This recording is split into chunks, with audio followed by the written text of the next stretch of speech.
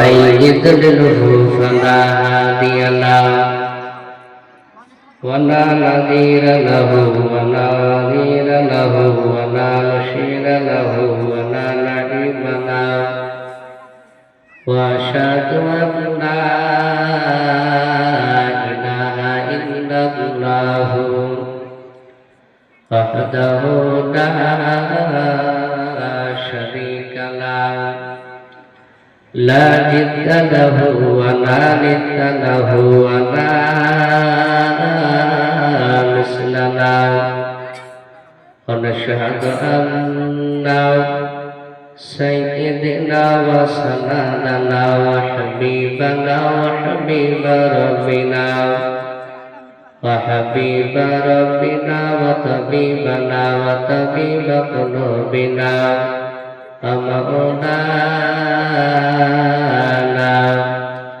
ومولانا محمدا عبده ورسوله أعوذ بالله من الشيطان الرجيم بسم الله الرحمن الرحيم وما أرسلناك إلا رحمة للعالمين إنما المؤمنون الذين آمنوا بالله ثم لم يرتابوا وجاهدوا بأموالهم وأنفسهم في سبيل الله أولئك هم الصادقون وعنه أنس رضي الله تعالى عنه قال رسول الله صلى الله تعالى عليه وسلم لا يؤمن أحدكم حتى أكون أحب إليه من والده وولده والناس أجمعين أو كما قال عليه الصلاة والتسليم إن الله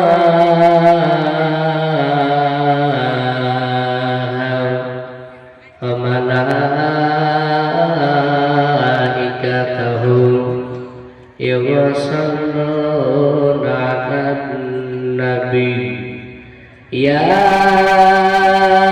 أيها الذين آمنوا صلوا عليه وسلموا تسليما شكر محمد شكر إبراهيم اللهم صل على محمد وعلى آل محمد كما صليت على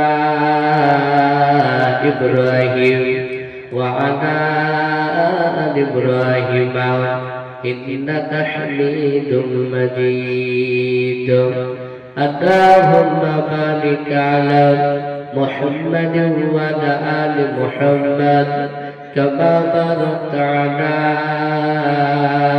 إبراهيم وعلى آل إبراهيم إنك حميد مجيد سيدي أنا نبيي سيدي أنا نبيي شيخ مدينة مدينة دايت النبي جهلنا روانا سيدي أنا نبيي شيخ مدينة مدينة دايت النبي جهلنا روانا وذكر فأكثر بشير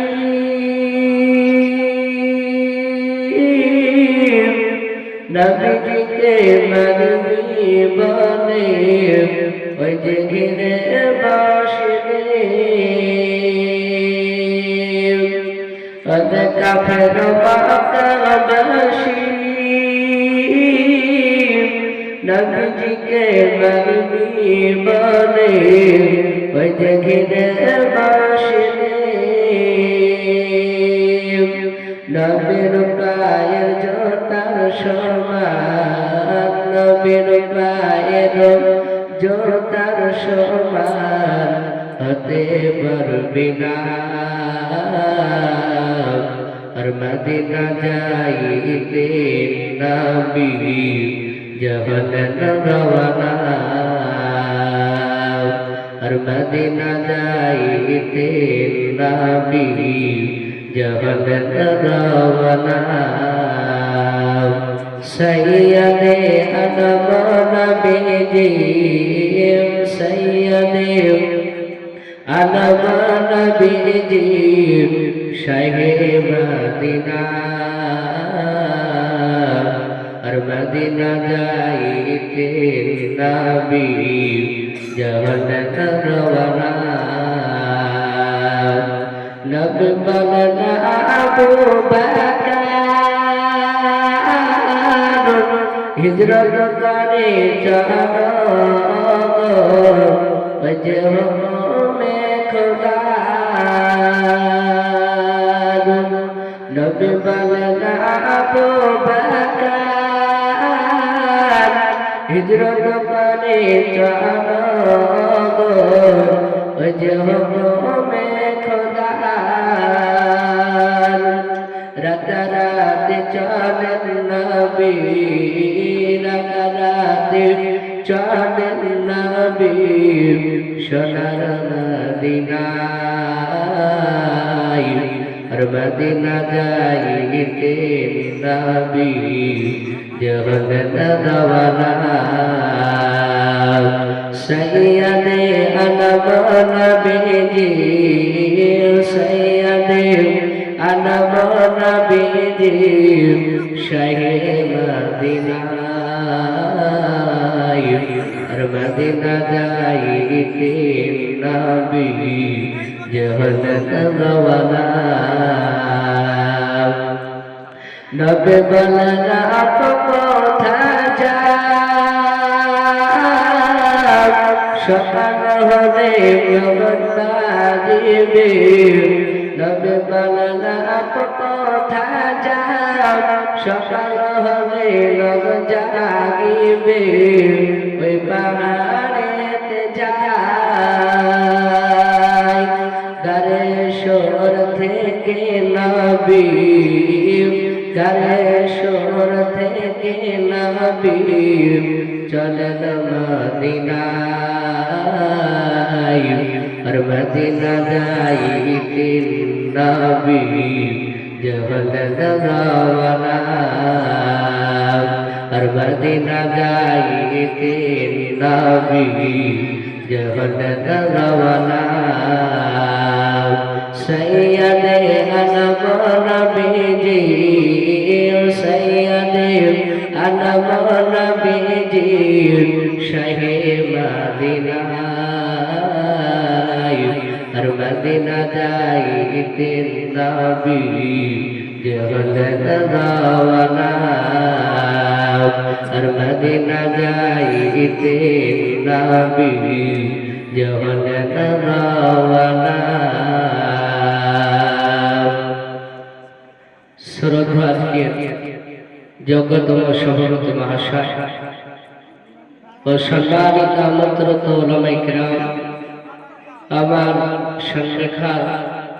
সংলেখা দিনদার পুরস্কার বাদ্য ভাইরা আমার পর্দার শহীদ মা বোনেরা সকলকে আন্তরিক ভালোবাসা সালাম জানাই আসসালামু আলাইকুম ওয়া রাহমাতুল্লাহি ওয়া বারাকাতুহু আলহামদুলিল্লাহ সমস্ত প্রশংসা বিশ্বনীয় হামলা সাধনা বদনা সে মহান রব্বুল আলামিনের জন্য যে মহান রব্বুল আলামিন আমাদেরকে বড় ভালোবেসে রহম করে এই যে একটা জালসা করার তৌফিক দান করেছে সেই জন্য আমরা আল্লাহ দরবারে শুকরিয়া স্বরূপ আদায় করে বলুন আলহামদুলিল্লাহ।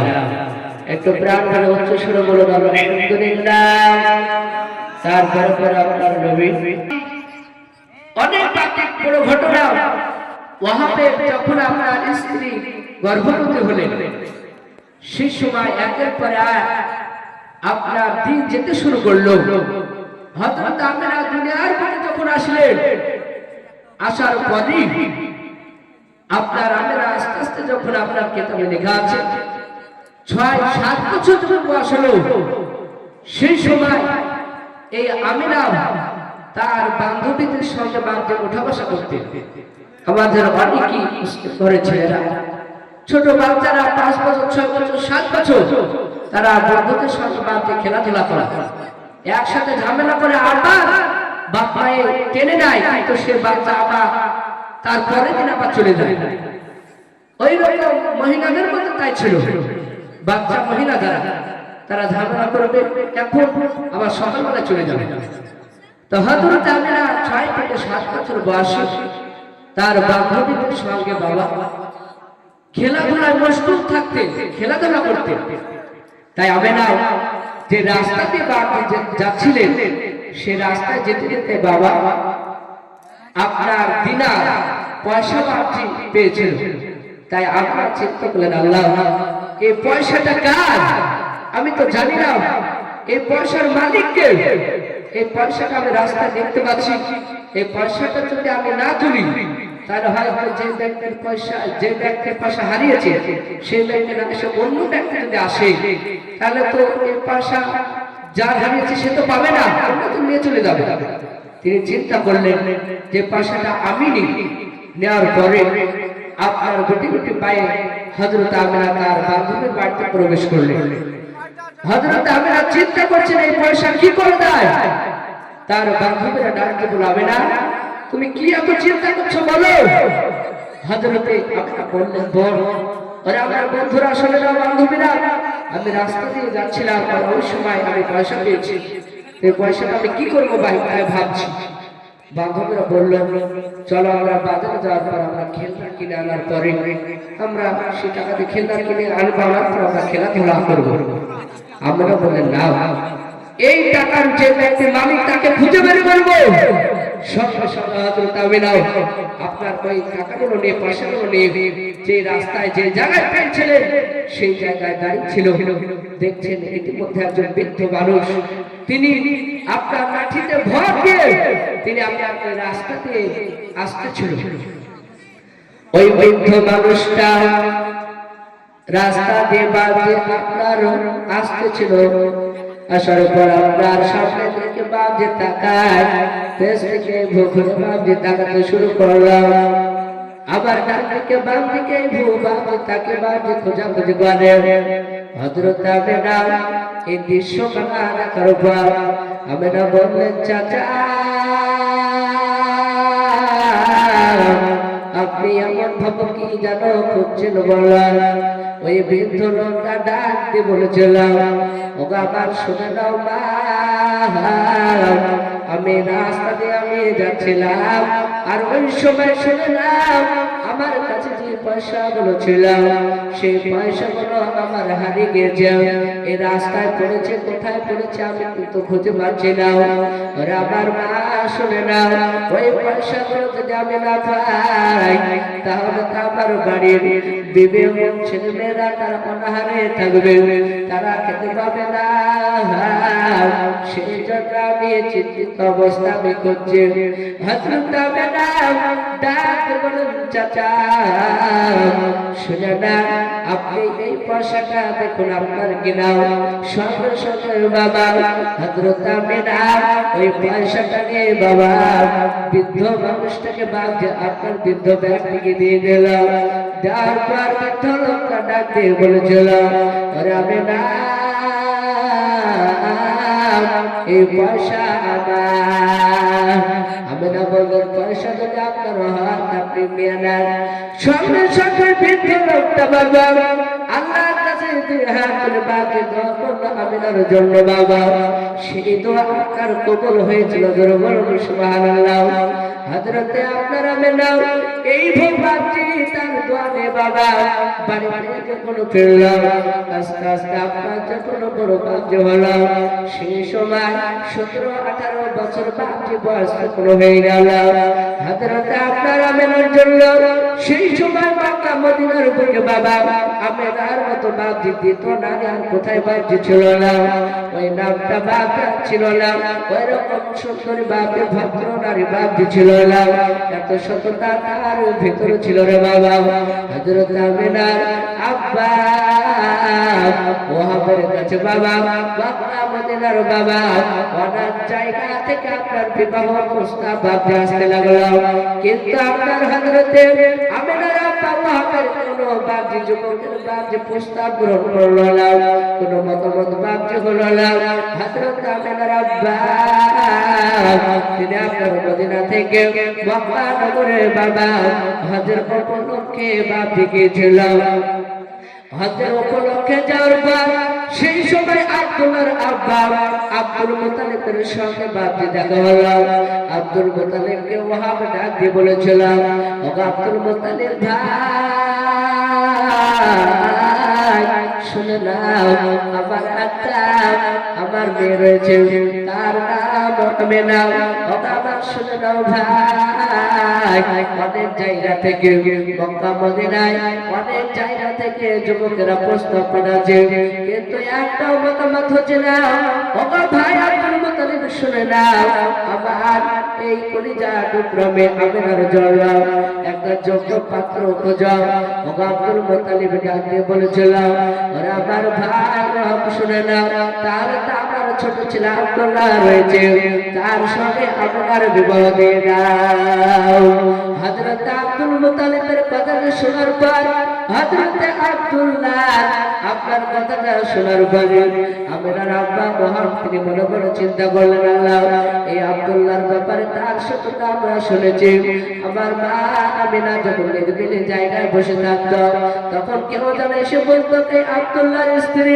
শুনে না তোমার পেটে জন্ম নেবে একজন পুরুষ সে হবে সারা পৃথিবীর মধ্যে শ্রেষ্ঠ নবী সঙ্গে সঙ্গে বাবা হযরত ওয়াহাব তিনি বাবা এই বিবাহ প্রাপ্তি রাজি হয়ে গেল আব্দুল মুতালিব আর ওয়াহাব বাবা একসঙ্গে মশারা করার পর নির্দিষ্ট একটা ডেট বাপজি করেছিল ডেট করার পর হযরত আব্দুল্লাহ আমেনার সঙ্গে বাবা বিবাহ হয়ে গিয়েছিল বিবাহ হয়ে গেল এই ভোর বাপকে আপনি দেখেছেন হযরত আব্দুল্লাহ আপনার টোটাল বাপের ভাই ছিল 10টা তার 10 ভাই তারা সিরিয়ায় বাপকে ব্যবসা করতে গিয়েছিল সেই সময় তারা 9 ভাই ব্যবসা করতে গিয়েছিল আর 10 ভাইয়ের মধ্যে আব্দুল্লাহ তিনি বাড়িতে ছিল তারা 9 ভাই যখন ব্যবসা করে আপনার বাড়িতে ফিরলো তারা 9 ভাই তারা একে অপরে আলোচনা করতে লাগলো আব্দুল্লাহ তো একাই ছিল যে দুজন হয়েছে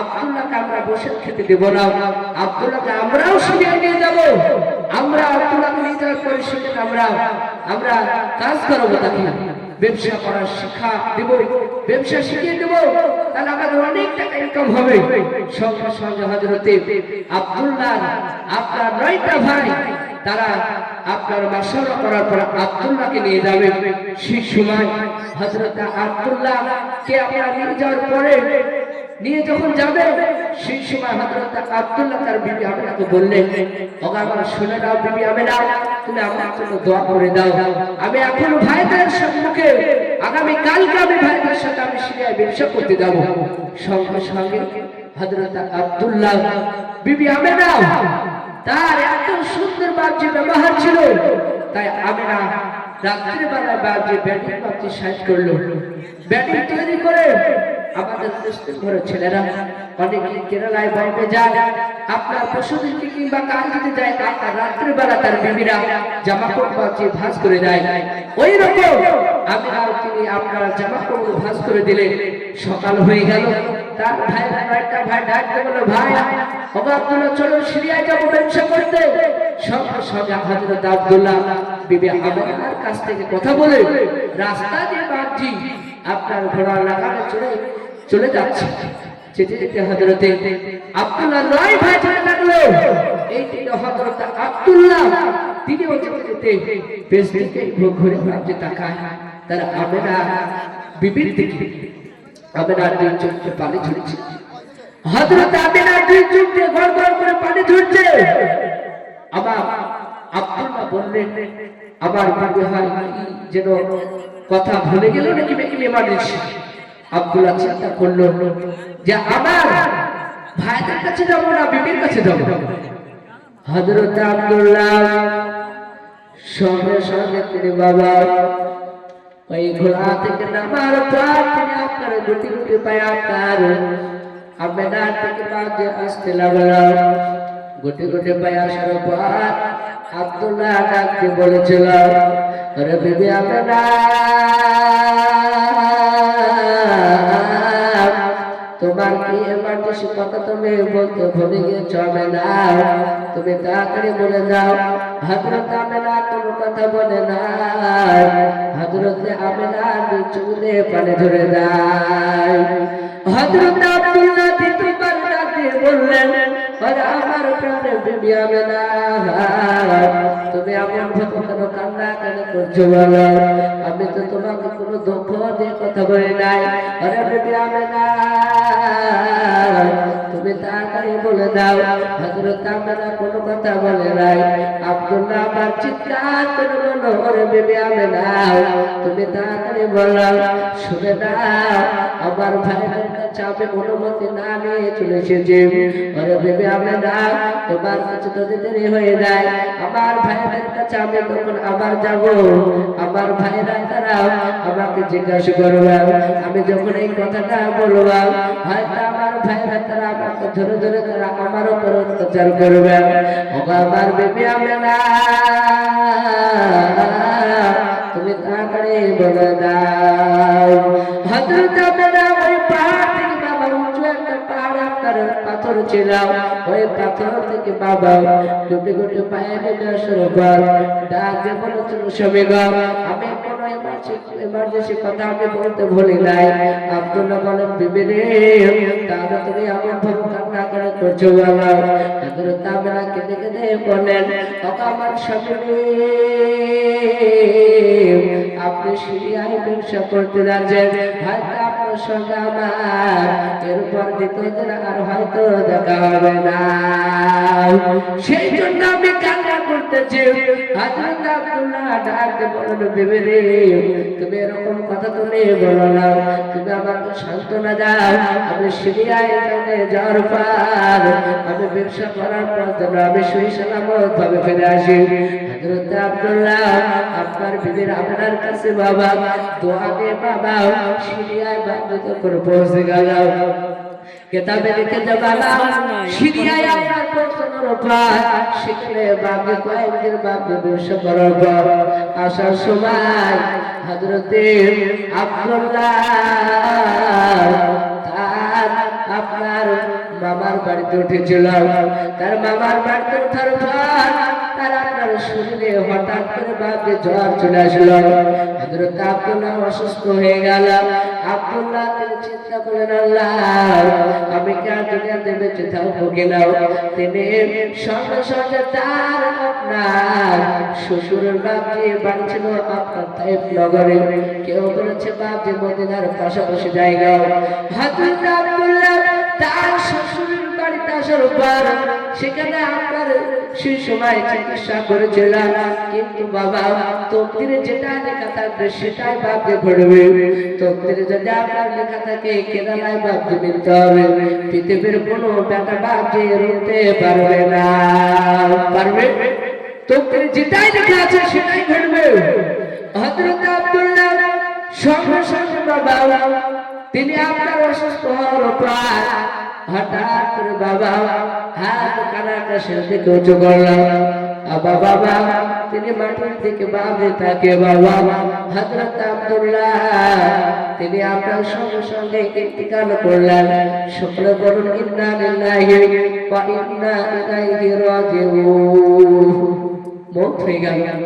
হযরত আব্দুল্লাহ ভাইরা এবং আব্দুল মুতালিব তাকে সেই সময় ওই মদিনা থেকে খবর দেওয়া হলো। সঙ্গে সঙ্গে আব্দুল মুত্তালিব খবর শোনার পরে সেই সময় আব্দুল্লাহ আপনার ভাই একজন হারিস করেছিল, কিতাবে লিখেছে ওই হারিস বলে ভাইটা তাকে আব্দুল মুত্তালিব বলেছিল, আমার ছেলে হারিস, যাও তুমি আমার আব্দুল্লাহকে তুমি দেখে আসো, সে বাস্তব বেঁচে আছে না মরে গিয়েছে। হারিস আসার পর দেখলো আর আব্দুল্লাহ দেখতে বেঁচে নাই। সঙ্গে সঙ্গে আব্দুল মুত্তালিবের চোখে পানি ঝরছে। এই দিকে হযরতে আব্দুল্লাহকে আপনার সেই জায়গা থেকে আনার সময় কিতাবে বাক্য লেখা আছে যে জায়গা দাফন করেছিল সেই জায়গাটার নাম আবওয়া নামক বলে বাক্য জায়গা ছিল। সেখানে আব্দুল্লাহকে দাফন করলেন। তারপরে আবার বিশ্ব নবীজিকে বাবা যারা আব্দুল্লাহ তিনি আমিনাকে যে সময় রেখে বাড়তি 6 মাসের গর্ভবতী নারী ছিল আমিনা, সেই সময় রেখে বাড়তি ব্যবসা করতে গিয়েছিল। তাই হযরত আমিনা তিনি যখন 6 সাল 10 মাস হতে লাগলো, হওয়ার পরে হযরত আমিনা তেনার প্রসব বেদনা শুরু হয়ে গেল। তাই আমরা চিন্তা করলেন আমার স্বামীটা দুনিয়াতে বেঁচে নাই। আমিনা তিনি চিন্তিত অবস্থায় সঙ্গে সঙ্গে আমিনা ভাবলেন আমার এই সময় দেখভাল করার কেউ নেই, আমার স্বামী ছিল মারা গিয়েছে। হঠাৎ করে আল্লাহ পাক 3টে বাচ্চা নারীকে বাবা হযরতে আমিনার বাড়িতে আপনার পাঠিয়ে দিলেন। আসার পরে আমিনাকে বললেন, আমিনা তুমি চিন্তা করো না। সঙ্গে সঙ্গে হযরত আমিনা তিনি স্বপ্নে দেখতেন যে আকাশ থেকে পূর্ণিমার চাঁদ আমিনার ঘরে বাড়িতে প্রবেশ করছে, বলেন সুবহানাল্লাহ। সঙ্গে সঙ্গে হযরতে আমিনার কাছে 3টে নারী এসেছিল। তারা আমিনাকে বাড়তি কেউ আপনার শরবত পান করে বাড়তি শরবত আপনার পান করেছিল আমিনাকে, কেউ আপনার সেবা যত্ন করছিল। আমিনা বলল, বোন তোমরা তোমাদের বাড়ি কোথায়? তোমাদেরকে তো আমি চিনি না। হযরতে আমিনাকে 3টে নারী জান্নাতের রমণী তারা আওয়াজ দিয়ে বলেছিল, শুনে নাও বোন আমিনা, আমরা আল্লাহর তরফ থেকে আল্লাহ তোমার কাছে পাঠিয়েছে, আল্লাহর তরফ থেকে এসেছি, যাওয়ার সময় তোমাকে পরিচয় দিয়ে দেব। সঙ্গে সঙ্গে বিশ্ব নবী যে সময় জন্ম নেয় সেই সময় তারিখটা ছিল 12ই রবিউল। সেই সময় 577 খ্রিস্টাব্দে আপনার সেই ডেট ছিল। নবীজি দুনিয়ার থেকে আপনার আসলেন। আসার পরে আমিনার বাড়িতে বাপজি সেই সময় ফেরেশতারা বাপজি গিজিগিজি করছে। ফেরেশতারা এসেছে হযরত আমিনা সেই সময় যখন আপনার বাচ্চা যখন দুনিয়াতে জন্ম নেওয়ার পরে যখন হয়ে গেল জন্ম নিল সেই সময় 3টে নারী তারা চলে যাচ্ছে। আমিনা বলে, বোন তোমার পরিচয়টা দাও। প্রথম নাম্বার নাইবা ডাকে বলেছিল, সোনা আমিনা তুমি আমাকে চিনতে পারো না, আমি হযরত ইব্রাহিম নবী আলাইহিস সালামের বিবি হযরত মা হাজরা আলাইহা সালাম। দ্বিতীয় মেয়েটা আল্লাহর নবীজির মা আমিনা বলেছিল, আরে আমার বোন তোমার পরিচয়টা তুমি দিয়ে দাও। দ্বিতীয় মহিলাটা নাম দিয়ে বলো, বোন রে শুনে নাও, আমাকে তুমি চিনতে পারো না বলে না, আমি হযরতে ঈসা নবী আলাইহিস সালামের মা হযরত মরিয়ম আলাইহা সালাম। হযরত আমিনা 3 নম্বর দাইমাকে বাবা ওই নারীকে ডাকতে বলেছিল, বোন তোমার পরিচয়টা তুমি দিয়ে দাও। 3 নম্বর দাইমা ডাকতে বলেছিল, আরে আমার বোন আমিনা তুমি আমাকে চিনতে পারো নাই বলে না, আমি হযরতে যে বেঈমান যে খোদা দাবি করেছিলাম ওই বেঈমান ফেরাউনের বিবি হযরতে আসিয়া আলাইহা সালাম। সঙ্গে সঙ্গে তারা পরিচয় করে চলে গেল। আল্লাহ রাসূল সাল্লাল্লাহু আলাইহি ওয়াসাল্লাম এই ভাবছি আপনার আমিনার কাছে আপনার একের পর এক 2 3 4 দিনের বেলায় শিশু রাতে মক্কা নগরে বাপ যে একটা দূষিত বাতাস দেখা দিয়েছে। এর পূর্বে আমরা অনেক শুনেছি করোনা ভাইরাস যে সময় হয়েছিল সেই সময় আমরা অনেকে মাস্ক ব্যবহার করেছি। ওই রকম হযরতে আমিনার সেই সময় মক্কা নগরে এরকম একটা দূষিত বাতাস, সেই বাতাসে বাপজি বাচ্চাদেরকে বাপজি মক্কা নগরে লালিত পালিত করতে পারতেন না, কারণ ওই বাতাস লেগে লেগে পশরা ধরে ধরে বাচ্চারা মারা যেত। আব্দুল মুতালিব আমিনা ভাবলেন এই মক্কা করে বাচ্চা রাখা যাবে না। সঙ্গে সঙ্গে হযরতে আপনার আমিনা ওই বিশ্ব নবীজিকে নিয়ে বাবা দাঁড়িয়ে রয়েছে যে সেই সময় মক্কা নগর থেকে মদিনার হোক আর বাহরাইন শরীফ হোক, সেই সময় অন্যান্য বাপজি গ্রাম থেকে মক্কা নগরে বাচ্চা নিয়ে যেত, নিজে মানুষ করে আমরা মক্কা নগরে ফেরত দিত। ফেরত দেওয়ার কারণে তাদেরকে একটা মাইনা দেওয়া হতো, তাদেরকে একটা খরচ দেওয়া হতো।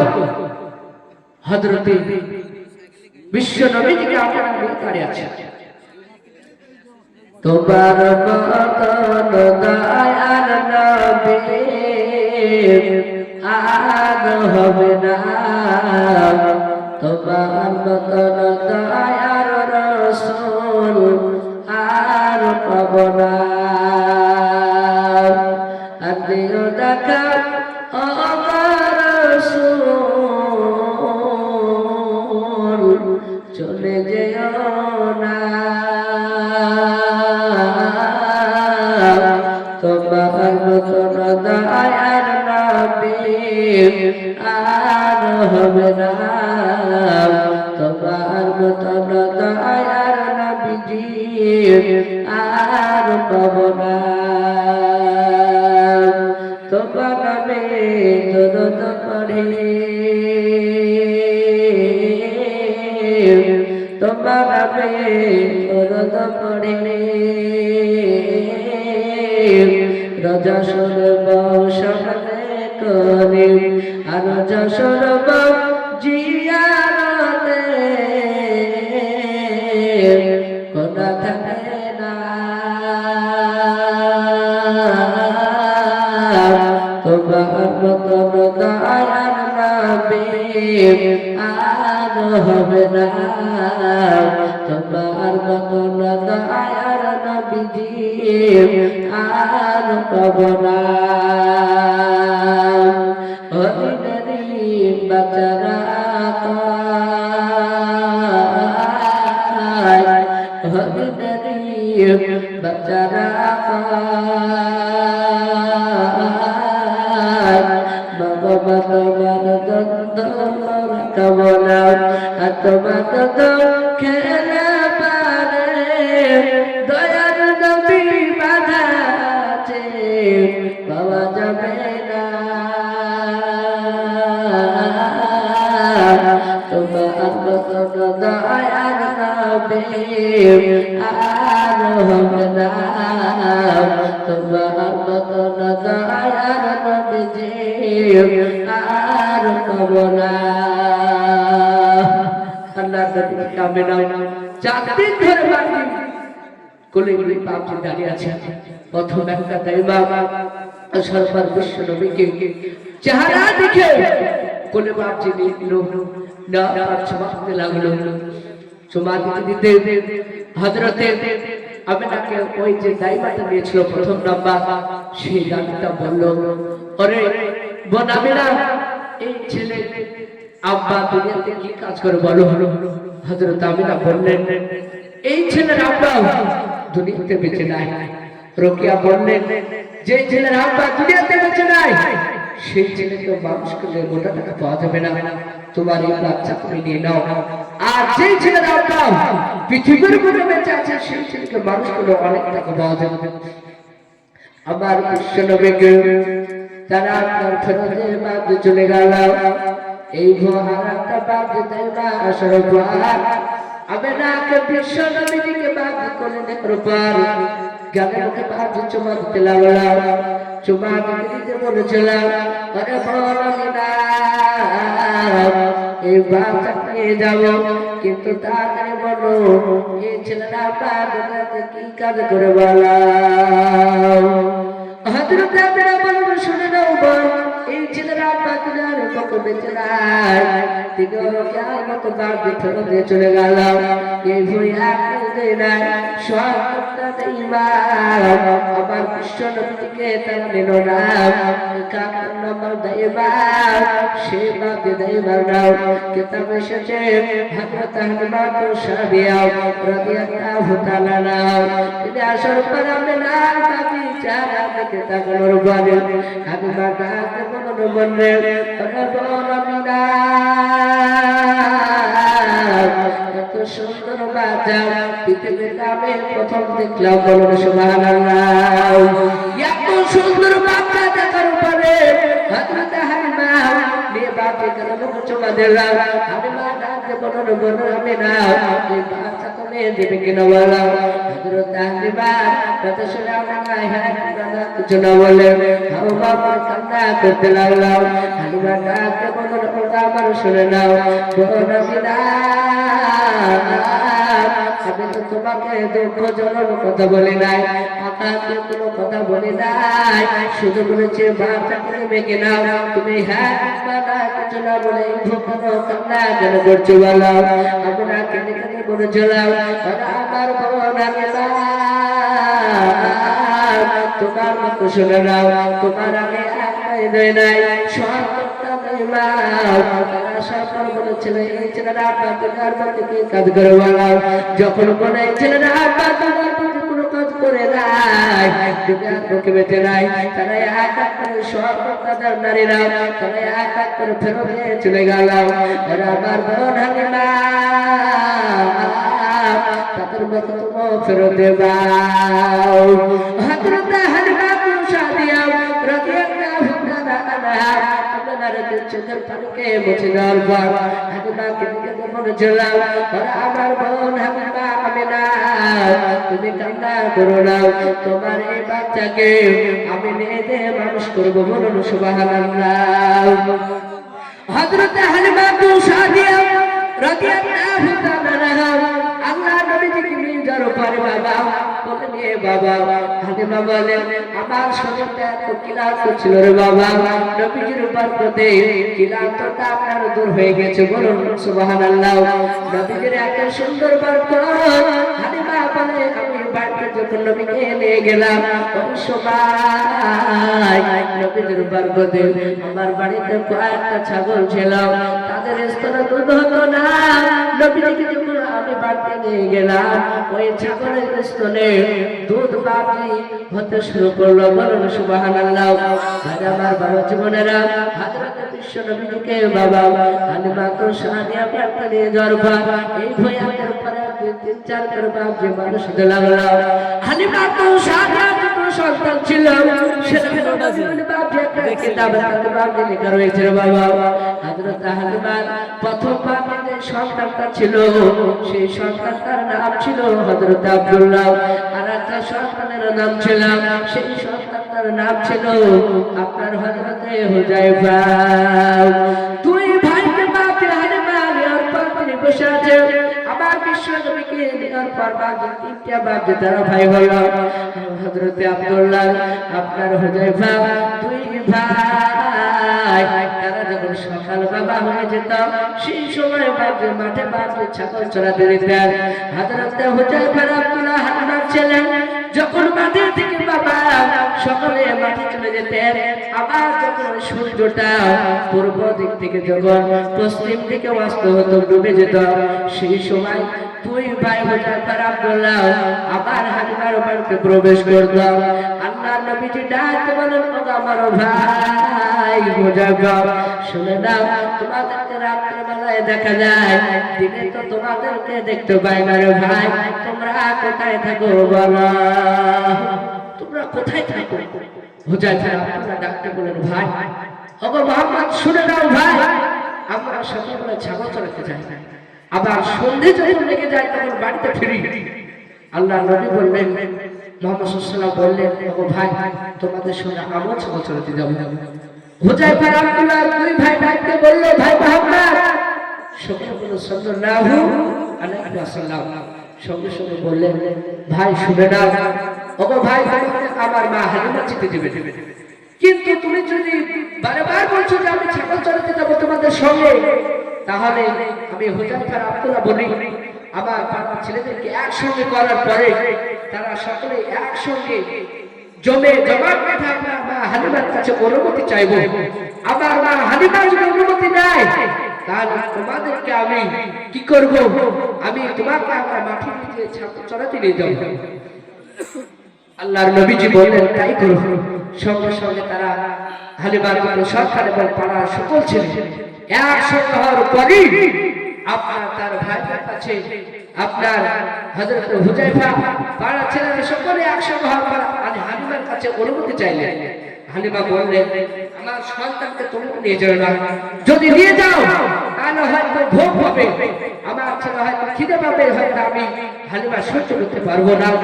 হযরত পাড়ার ছেলেরা হুযায়ফা বলল, মা যদি ভোগ হয় নবীজি তাহলে আমরা ওকে দুধ দহন করে আমরা খাবো আল্লাহ রাসূলকে। আর সঙ্গে সঙ্গে হালিমা বললেন, আমার ছেলেকে নিয়ে যাওয়া হয়তো রৌদ্র লাগে, আমি কষ্ট পাবো, রৌদ্র লাগবে। সঙ্গে সঙ্গে পাড়ার ছেলেরা বলল, যদি রৌদ্র লাগে তাহলে আপনারা এই তালের গাছ দেখেছেন, আপনারা ওই তালের গাছ কিংবা আপনার সেই সময় কেটে সে ছাতারা করে আমরা তুলে ধরব। সঙ্গে সঙ্গে হালিমা বললেন যে তোমরা বারবার যখন বলছো যে নিয়ে যাবো, যাও তোমরা আমার বিশ্ব নবীজিকে তোমরা নিয়ে যাও, কিন্তু সতর্ক রেখো। পাড়ার সমস্ত ছেলেরা আল্লাহ নবীকে যখন বাবা তারা আপনার মাঠে বাঁধে চলে গেল, পাড়ার সমস্ত ছেলেরা তারা আপনার খেলায় বাজে প্রতিযোগিতায় বাজে নাম দিয়ে দিল। আল্লাহর নবী আমার দরদ নবীকে তো নাম দেয় নাও। নবী আমার দিকে দাঁড়িয়ে বাবা চিন্তা করছিল, বাবা দেখবেন আসমানের বাবা একটা বাড়ি বাঁধি করতে গেলে কমপক্ষে বাঁধি 4টা আপনার পিলার তুলতে হয়, না হলে ছাদ দাঁড়াবে না। আল্লাহ নবী চিন্তা করছেন আল্লাহকে কুদরত। আল্লাহ কোরআনে বলেছে, ওয়ালা কুল্লি শাইইন কাদির, আল্লাহ সর্বশক্তিমান। আল্লাহ নবীজি আমার সঙ্গে সঙ্গে চিন্তা অবস্থায় করে চিন্তা করতে লাগলো, আল্লাহর কি কুদরত রে বাবা, যে আসমানটা বিনা কিছুতে আল্লাহ দাঁড় করে রেখে যাও। সঙ্গে সঙ্গে তিনি চিন্তা করছিলেন। আর ওই সময়ের মধ্যে বাবা, সেই সময় হযরত বিশ্ব নবীজিকে বাবা দুইজন অপরিচিত ব্যক্তি তারা সরকার আমার নবীজিকে বাবা তুলে নিয়ে বাঁধে পাহাড়ে নিয়ে চলে গেল। পাহাড়ে নিয়ে যাওয়ার পর ওই পাহাড়ে বাঁধে নবীকে শুয়ে দিলাম। শুয়ে দেওয়ার পর নবীজির শরীর থেকে জামাটা বাবজি খুলে ফেললাম। খুলে ফেলার পর ওই দুইজন ব্যক্তি দুটো আপনার ব্যক্তিকে বাবজি দুটো অস্ত্র বাবজি বের করলাম। বের করার পরে আল্লাহ নবীজির কণ্ঠ কাটতে বাবজি ছুরিখানা বাবজি বেঁধে দিলাম। ছুরিখানা বাবজি ঢুকে দিলাম। গেঁথে দেওয়ার পর শরীরটা নবীজির বাবজি ফরফর করে বাবজি ফেলে ফেললাম। আল্লাহ নবীকে দেখে দে বলেন, ওগো ভাই, ওগো আমার ভাইরা, আমাকে শুনে না তারা মেরে ফেললাম। ওগো আমার ভাইরা শুনে নাও, তুমি এই এদের কাছ থেকে তোমরা আমাকে বেঁচে নাও।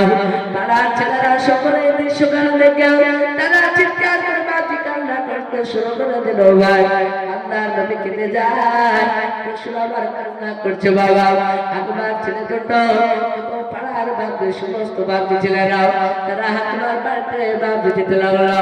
যাওয়ার পর বাড়িতে পৌঁছানোর পরে দুই চোখের পানি বাপে আওয়াজ দিয়ে বাড়ি কান্না করে।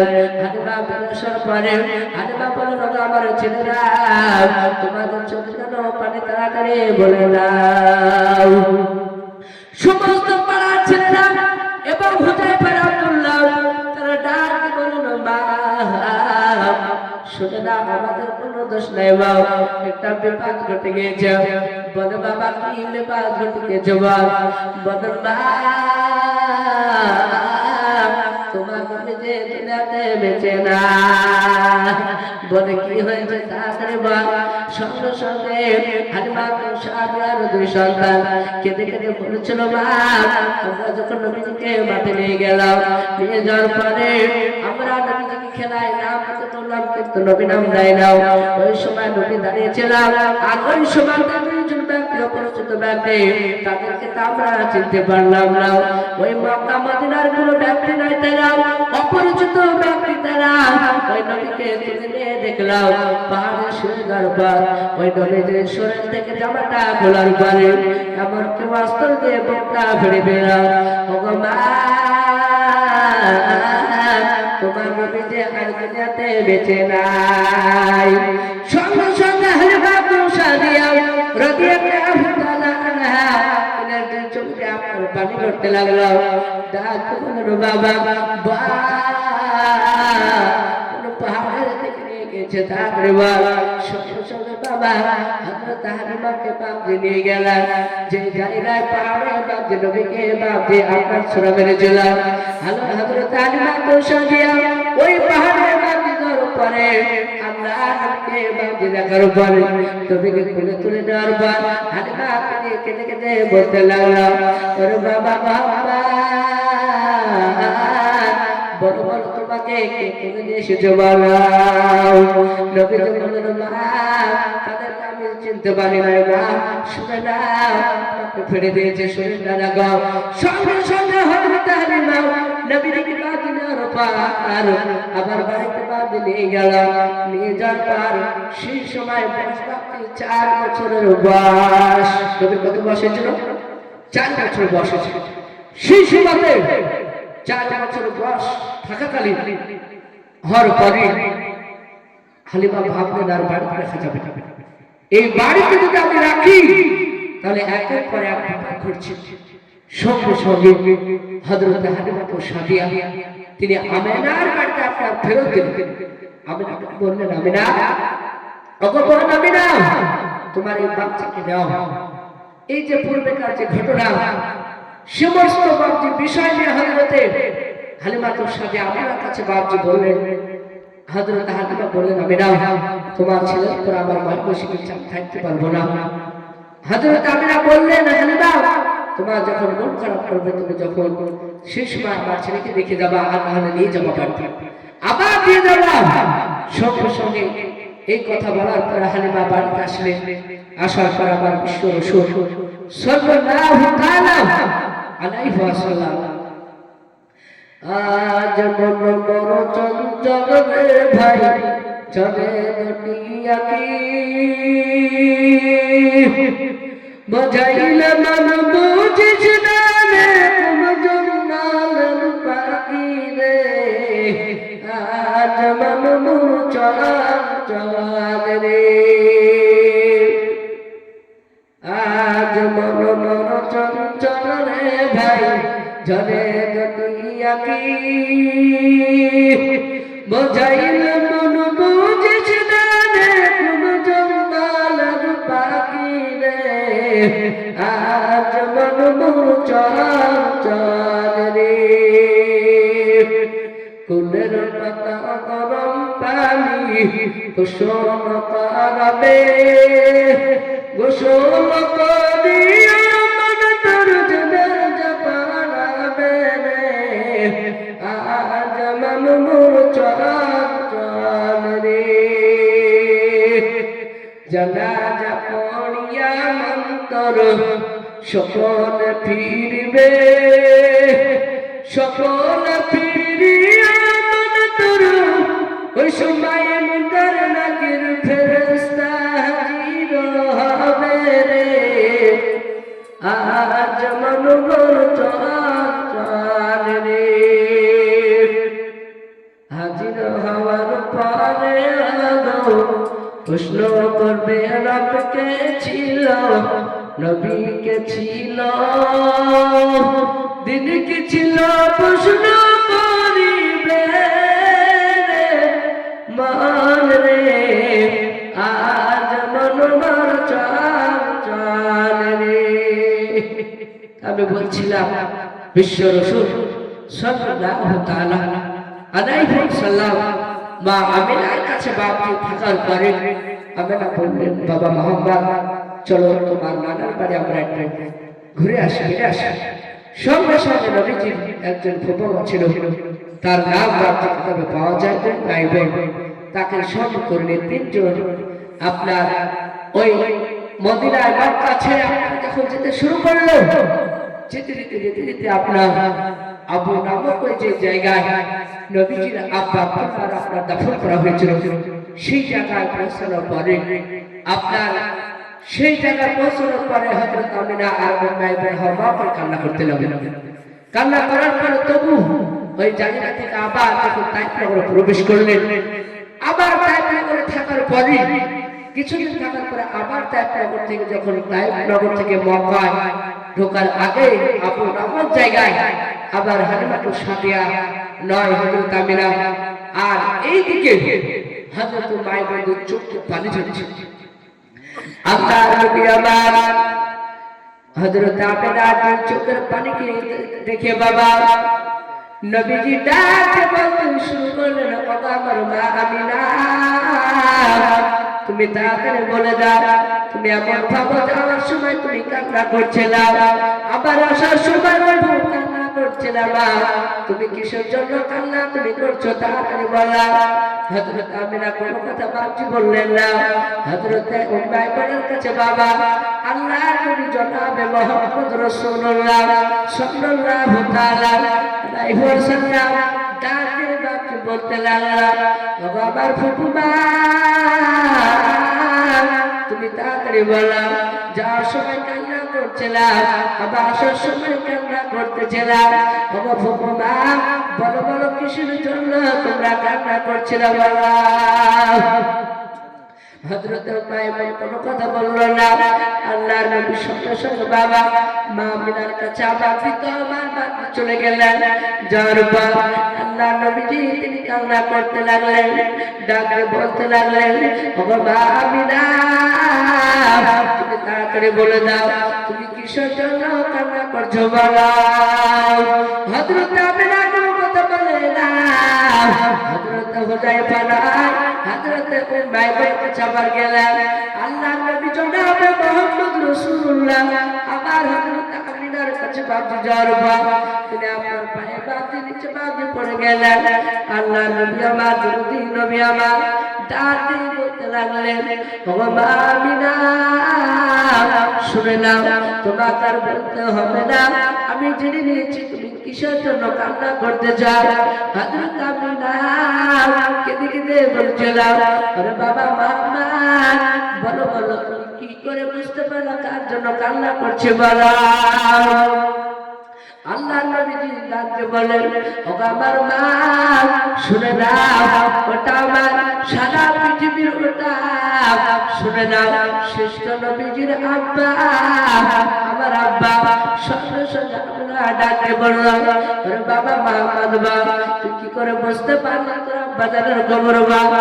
আল্লাহর নবী কেঁদে কেঁদে বলেছিলেন, ও আমার শুনে নাও মা আমিনা শুনে নাও, আমার আব্বার কবর না হলে তুমি শুনে নাও, তোমার স্বামীর কবর না হলে কান্না করতে না। ও মা ওটা কি আমার আব্বা জানের কবর না? আপনারা বলেছিল হ্যাঁ বাবা ওটা তোমার আব্বা জানের কবর। সঙ্গে সঙ্গে বাবা আল্লাহ নবী ডাকতে বলল, আমার আব্বা জানের কবরের গুড়িতে যাওয়ার পর জিয়ারত করে আমি বাড়ি যাব। সেই সময় হযরত মাইমুন ডাক দিতে বলতে লাগলেন যে ওগো শুনে নাও, বাবা মুহাম্মদ তোমার দাদা আব্দুল মুতালিব পূজা করবে, দেরি হয়ে যাচ্ছে, চলো না হলে হয়তো তারা তোমার দাদা হয়তো চিন্তা করবে। সঙ্গে সঙ্গে আল্লাহর নবী বললেন,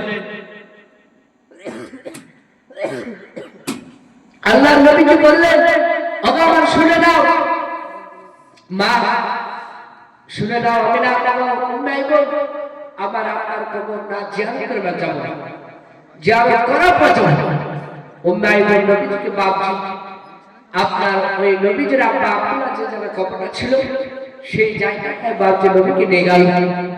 উম্মে ইবন বলল, বাবা মুহাম্মদ ওই সামনে দিকে তোমার আব্বার কবর।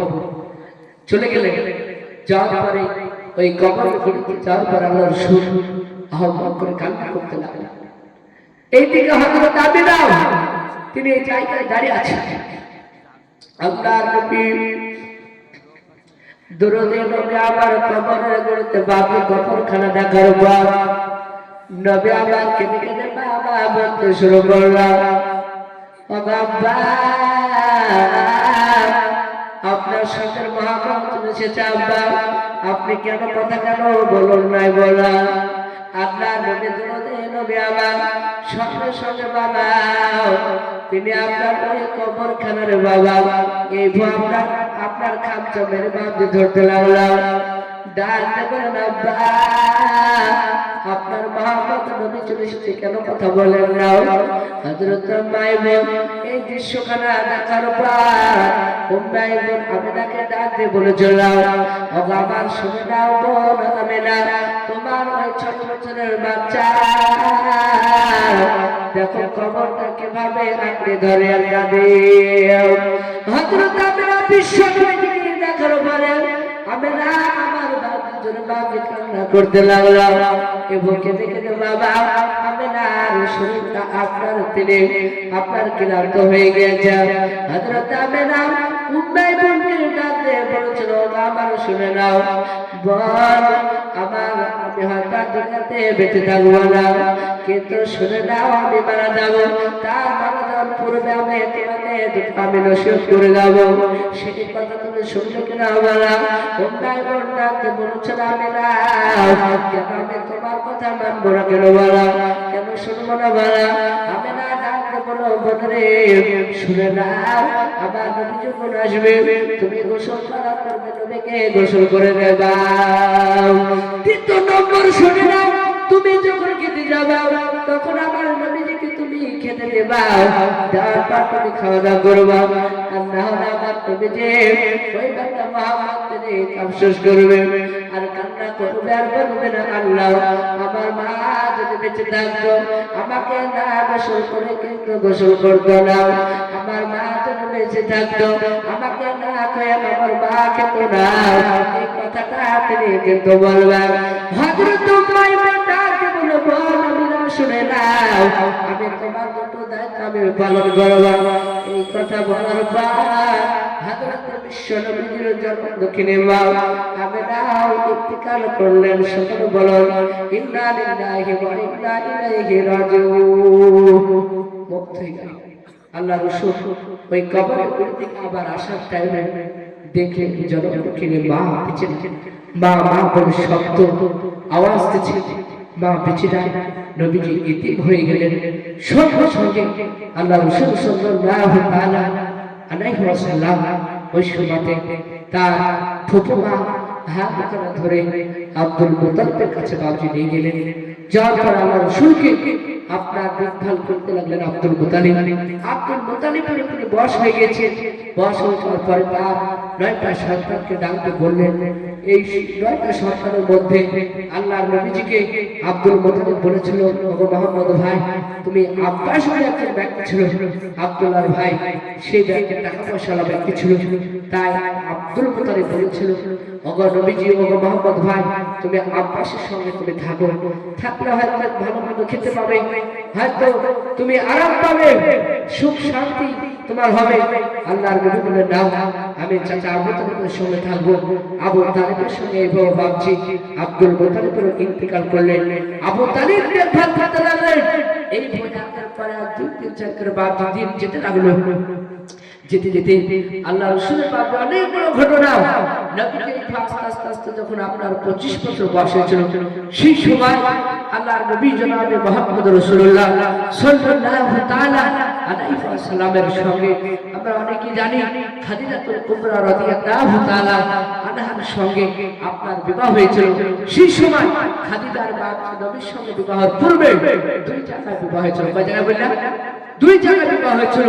সেই সময় খাদিজার আপনার 2 জায়গায় যে বিবাহ হয়েছিল সেই 2 জায়গার বাপ যে প্রথমবার স্বামীর সাথে বাপ যে বিবাহ হওয়ার পরে তার দুটো বাপ যে আপনার পুত্র সন্তান হয়েছিল, তারপরে খাদিজার প্রথম স্বামী মারা যায়, দ্বিতীয় আবার বিবাহ হলো, তার দ্বিতীয় স্বামী সপ্তম বাপ যে ঘর সংসার করার পরে একটা কন্যা হয়েছিল, সেই কন্যাটাও মারা গিয়েছিল। সেই কন্যাটার আব্বা তিনিও মারা গিয়েছিল, খাদিজার দ্বিতীয় স্বামী। তারপরে খাদিজাতুল কুবরা তিনি বাড়িতে থাকতেন, আর তিনি থাকার পরে তার আব্বার নাম ছিল খুয়াইলিদ। এই ভূমাতে যেতে যেতে যেতে যেতে হযরতে খাদিজাতুল কুবরা রাদিয়াল্লাহু তাআলা আনহার সঙ্গে খাদিজার 40 বছর বয়স ছিল, নবীর 25 বছর বয়সে খাদিজার সঙ্গে আপনার বিবাহ হয়েছিল। বিবাহের পরে খাদিজাকে বলতেন, খাদিজা শুনে নাও, তুমি আমার বিবি। আর স্বামী স্ত্রীর মধ্যে তাদের এত মহব্বত ছিল। তারপরে বাবা আল্লাহ তরফ থেকে বাপজি কোরআন নাযিল হলো, নবাব প্রাপ্ত হলো। হ্যাঁ, খাদিজাকে ডাকতে বলেন, খাদিজা আমি মানুষকে দিনের থেকে আহ্বান করব, ডাকবো। আরে খাদিজা যা বলুনি তুমি থাকো। সঙ্গে সঙ্গে আল্লাহর নবীজি খাদিজার বাড়ি থেকে বাপজি আবার মানুষদেরকে বাপজি দিনের থেকে ডাকতেন। আল্লাহর নবী আবার হাদিস শরীফে বাদা তাইফ নগরে বাপজি প্রবেশ করলেন। সেই সময় মক্কা নগরে আল্লাহ রাসূলকে বাপজি 100% মানুষের মধ্যে 90% মানুষ তারা বেঈমান কাফেররা, তারা রাসূলকে বাপজি তারা মানেনি। সঙ্গে সঙ্গে 10% মানুষ তারা নবীকে নবী বলে স্বীকার করেছিল। সঙ্গে সঙ্গে 90% মানুষ যখন নবীকে মানলো না, ওই বেঈমান কাফেরদের অত্যাচারে নবী আবার ওই জায়গা থেকে কিতাবে লেখা আছে, হাদিসে লেখা আছে, আপনার মক্কা ছেড়ে আপনার মদিনায় নয় তাইফ নগরে বাপজি গিয়েছিল। সেই জায়গায় নবীজি গেলেন। সেই জায়গায় বাপজির 3জন শক্তিশালী বাদশা ছিল। নবীজি ভাবলেন তারা যদি ওই বাদশারা যদি তাদেরকে কলেমার দাওয়াত দেবে, তারা যদি ইসলাম গ্রহণ করে নেয়, কলেমাকে বিশ্বাস করে নেয়, তাহলে হয়তো তারা আমার পক্ষ হয়ে তারা সাহায্য করবে এবং ওই মক্কা নগরের কাফেরের হাত থেকে হয়তো আমি নাজাত পাবো। এই আশা করে নবীজি আমার গেলেন। সঙ্গে সঙ্গে 3জন বাদশাকে বললেন, আচ্ছা কলেমা পড়ে নেন, আল্লাহকে মেনে নেন। 3জন বাদশা বলল, আচ্ছা মুহাম্মদ, এই নবী আপনাকে আমরা বিশ্বাস করি নাই, আপনাকে আল্লাহ পাক নবী করে পাঠাচ্ছে আমরা বিশ্বাস করি নাই। তারা বাপজি 3জন ব্যক্তি তারা মানতে চাইল না। তারা 3জন ব্যক্তি ডাকতে বলল, আরে শুনে নাও, এই মুহাম্মদ তুমি একবার বুক থেকে গ্রাম থেকে বের হয়ে যাও, না তোমাকে মারতে মারতে আমরা শেষ করে দেব।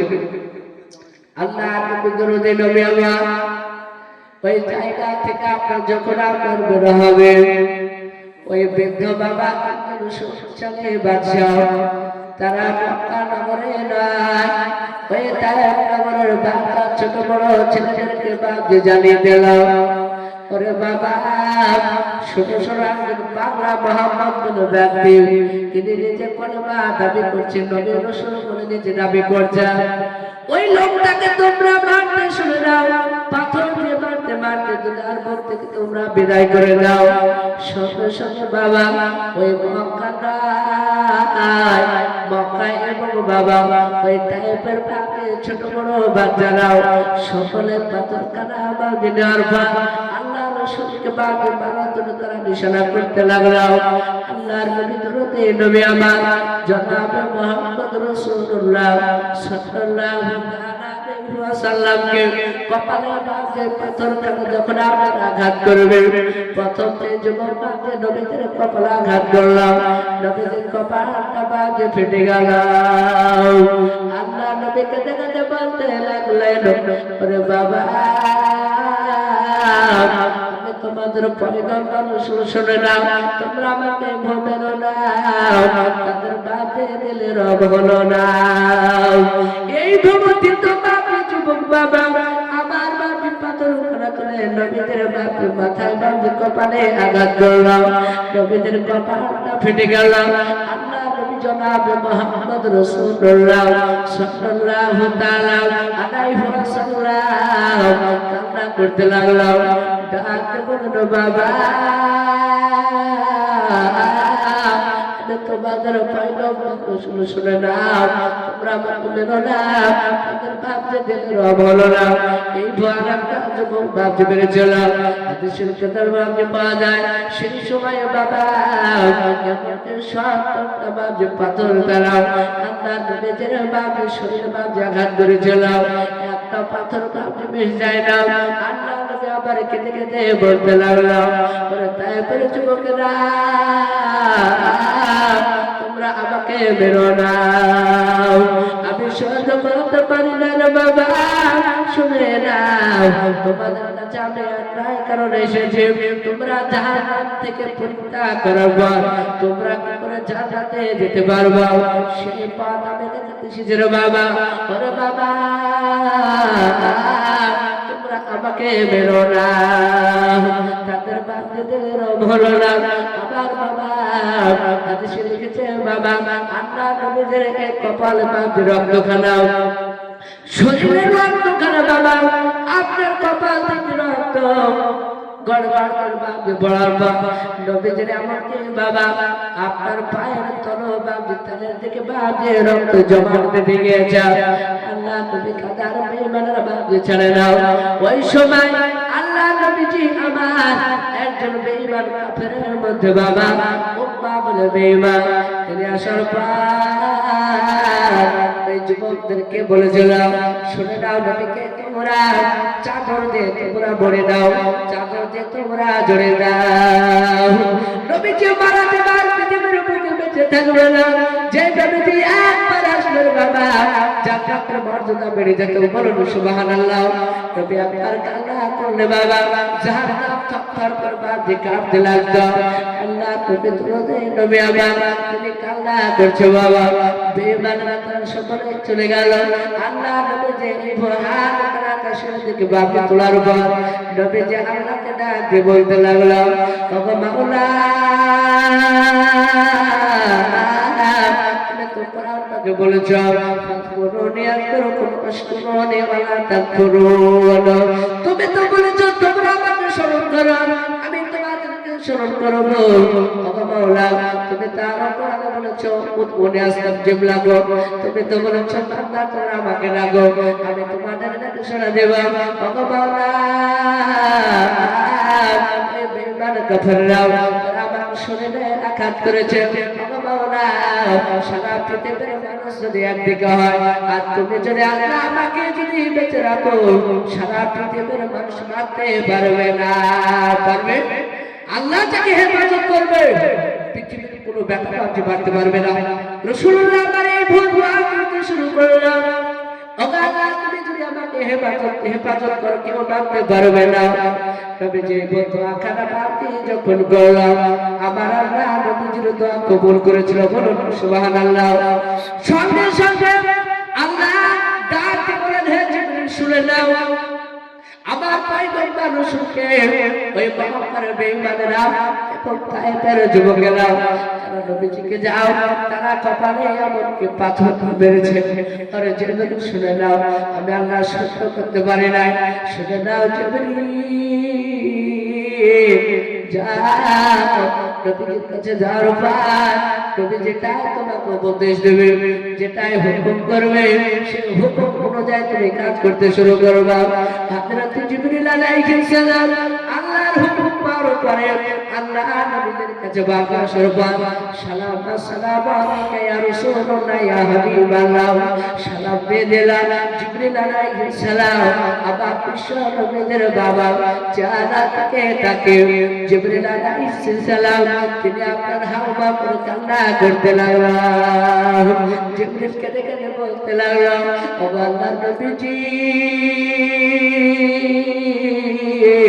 শুনেন নবী আপনি একটা হুকুম দেন আপনাকে বেঈমান কাফের মেরে দিয়েছে ও আল্লাহর রাসূল শুনে দেন আপনি একটা হুকুম দেন ওই মাতায় কাফের যে যুবকরা আপনাকে আঘাত করেছে পাথর দিয়ে ও আল্লাহর রাসূল আপনারা একবার হুকুম দিয়ে দেন ওই বেঈমান কাফেরদেরকে মক্কা নগরে যত পাহাড় রয়েছে যত আপনার পাথর রয়েছে সমস্ত পাথরগুলো পাহাড়গুলো ওই বেঈমানদের উপরে মাথার উপরে চাপে আমি মেরে দেব আল্লাহ রাসূল তবু নিষেধ করছে এই জিবরিল শুনে না তারা হয়তো আমাকে চিনতে পারেনি তার ছেলেমেয়েরাও হয়তো আগামীতে তারা চিনতে পারবে খবরদার তোমরা বাড়তে চেও না আল্লাহ রাসূল এত বাবা তিনি মার খেয়েছেন তবু প্রতিশোধ আপনার নেননি দিতে পারতেন না দিতে পারতেন আল্লাহ যেহেতু সাহায্য করেছে পারতেন কিন্তু নবীজি আবার